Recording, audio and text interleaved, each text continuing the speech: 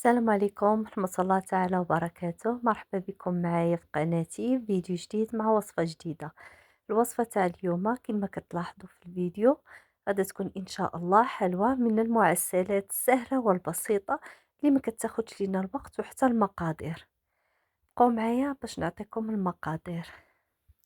غادي نحتاجو ان شاء الله 300 غرام من جلجلان من بعد ما غسلناه ونقيناه وحمرناه. ثم غادي نحتاجو 200 غرام من اللوز اللي غادي نسلقوه من طبيعة الحال، وغادي نحيد ليه القشور ديالو ومن بعد غادا نقليه. هنا كنت خويت عليه الماء طيب. نوريكم المراحل كاملة.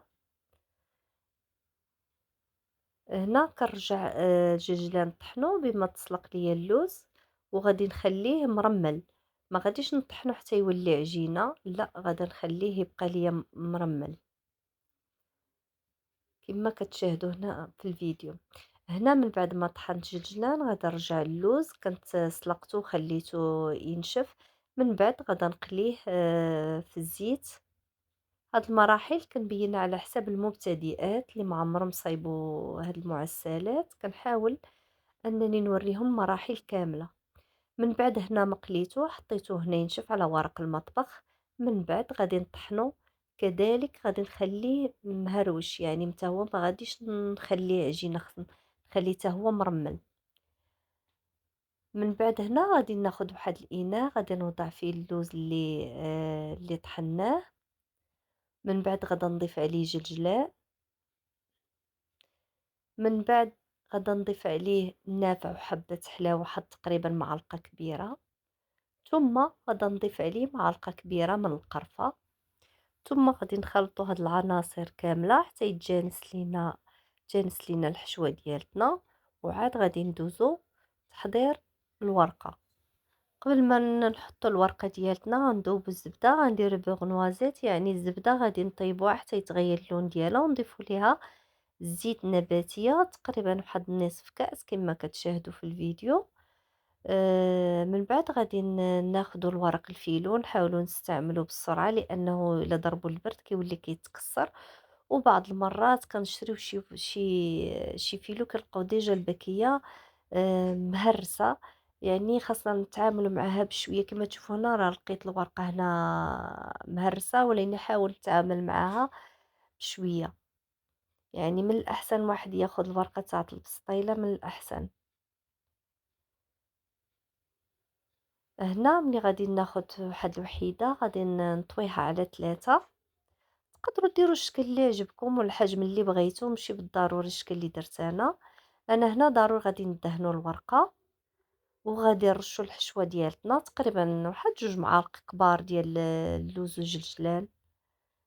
كما قلت لكم قبيله راه ممكن تستغناو على شي مكون درتو انا، تقدروا ديروا الجلجلان بوحدو او اللوز بوحدو او ديروا كاوكاو اللي يعجبكم اللي عندكم موجود. وغادي نقطعهم هنايا على شكل دوائر وندير الحجم اللي بغيت. وهنا راه ديجا حطيت واحد اللاطه غادا نستف فيها، انا كنصايب وكنحط فيها.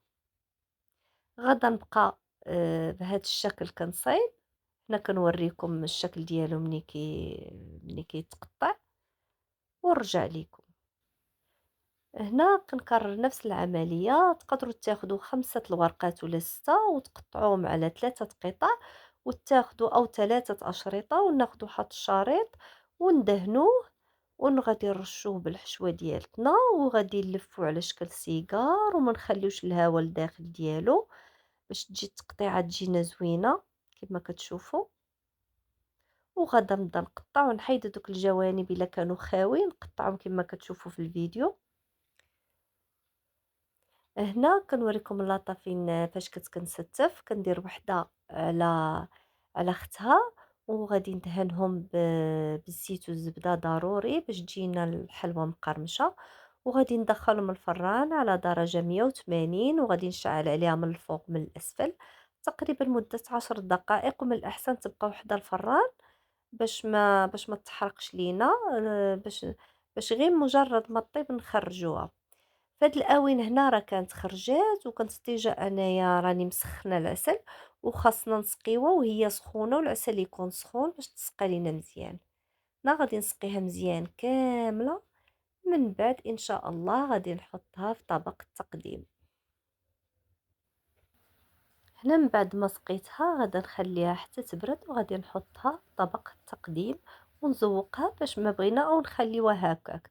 هنا هذا هو طبق التقديم، الشكل النهائي الحلوى ديالتنا كتجي غزاله وبنينه وما كتاخدش منا مجهود طويل او مقادير كثيره. كنتمنى هاد الوصفه تنال اعجابكم، وإلا عجبتكم ما تنسوش الاشتراك في القناة والضغط على الجرس باش يوصلكم كل جديد. تلقاو فيديو جديد ونهار جديد إن شاء الله. خليتكم في أمان الله.